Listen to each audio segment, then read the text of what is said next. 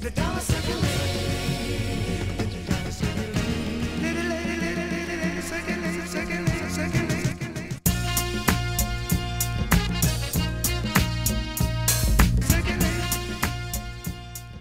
Oh, you're a very open book. Yeah, your Instagram is, you probably have the most posts I've ever seen anybody ever have. Yeah. And it's just really you being yourself. Yeah. And I think that that's unique about you because a lot of people in the industry, a lot of us, are, we want people just to see what we want them to see. We don't necessarily want them to see our real sides. And you don't have a problem showing everyone your personal life and your goofy sides, your crazy side, your working out, everything.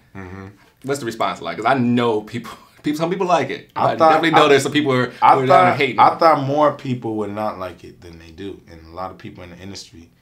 Because I always be like, because the reason I started that, I was like, okay, I'm not on the radio. I don't have any execs coming in saying, read for this part, this and that. Instagram is my radio. And this is my TV show. This is my BET. So if you want to see me, come on my page, you know what I'm saying? So for a whole year, I just went hard. And then I ended up doing it like even into more this year because a lot of executives and people I've been meeting with, just people that I listen, I think their input can help me and stuff. It's like, man, just keep doing what you're doing. I'm like, really? Well, I have a plan, but you just have to keep watching and see what I'm gonna do.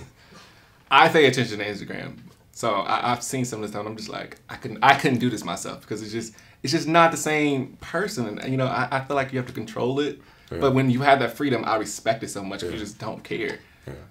What do you have to say to them though? Because people that are watching, especially about faith being in it, what do you have to say to the people who see you on Instagram? The biggest thing I've been showing people is that the industry is just like the movie The Matrix. Like, you have The Matrix where you're plugged in and everything's great. You can even eat steak and stuff and it tastes good. Or you could take that other pill and be on a ship with, what's his name, Lawrence Fishburne and all them in the real world. And I'd rather be on the ship than be plugged into the Matrix. And the Matrix is the industry. It's, you have to sell this. You have to not be yourself in order to be accepted, and that's the biggest lie. It is. Because the more I'm being myself, the farther I've been going. Like, and a lot of the beef with the people that I was signed with and the labels was just conflict because I didn't know myself, and then they made it even harder to learn myself. They made it even harder to be who God wanted me to be because it's making it confusing. Like, oh, you can't do that. People are going to think you're gay, or you can't do this. It was weird. It was... How did you feel at the time, like being fresh in the industry and everyone's telling you these different things? When you don't have... See, my dad raised me to be a football player because he knows that. You know what I'm saying? My mom, she was an educator. You know what I'm saying? They know that. So they wanted to push me in those areas because they will always be there to help me. You know what I'm saying? When I ventured into this music stuff, there's nobody in my family could help me.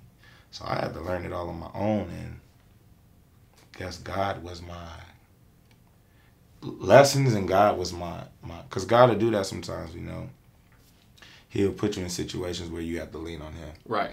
My daddy couldn't bail me out. My mom couldn't bail me out of this industry stuff. I had to learn it on my own.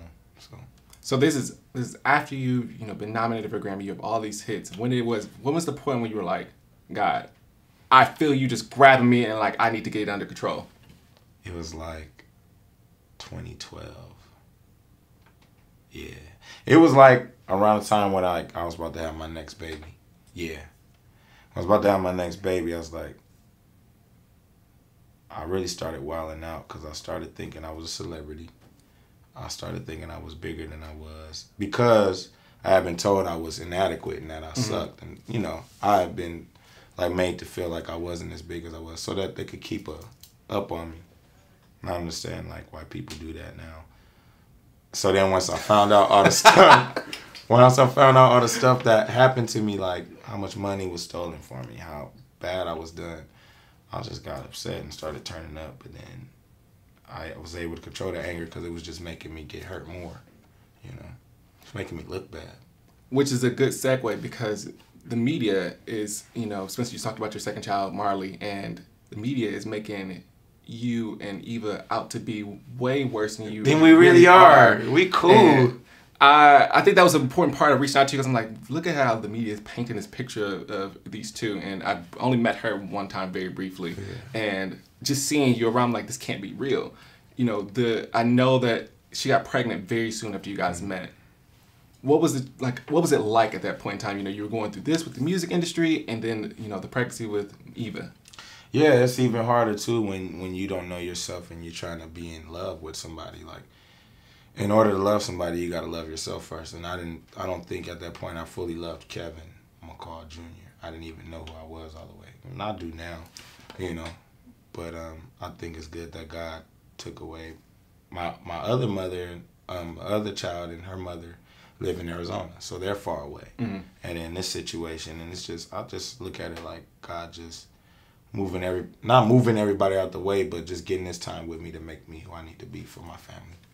And I know a lot of times, you know, the media sides with the woman, and there were some stories out there of, you know, domestic violence, and then her taking you back, and these different things, but it was no validity in clearing your name. Mm-hmm. How did that feel? Like people are looking at you like you're some type of demon because of the stories that have been construed? Well, I just think like a lot of that situation too. Back then, I was immature and I was a boy, and I didn't see my fault in the situation. Although I'm not an abuser, I do have, you know, anger problems, and I do have my pain because of how I was done wrong, and my financial, I was like done really bad. But it doesn't make an excuse for you to act certain ways. You know, a king should act a certain way. So I look at the situation as just like, you know, the media made me out to be bad and all that, but I Worse. Worse. Not even bad. They made me worse than I was, but I did. You know, I do have my problems, but I am not a woman beater, though. I didn't do that. And you show some transparency because I've seen different posts where you've said you missed Eva or you love her and you love the bond that you guys had. Mm. Being that transparent to the world, have you got any backlash about that? Do you feel okay about it? Most people like it, you know. They just feel like I'm being real, and they think more people should do that. And but as far as my relationship goes, whoever I'm dating next time, people probably won't really know. People won't know if me and her are ever cool. Like, and I'm cool with it being like that because I learned, you know. I never been in that situation before. There wasn't no Instagram years ago, so.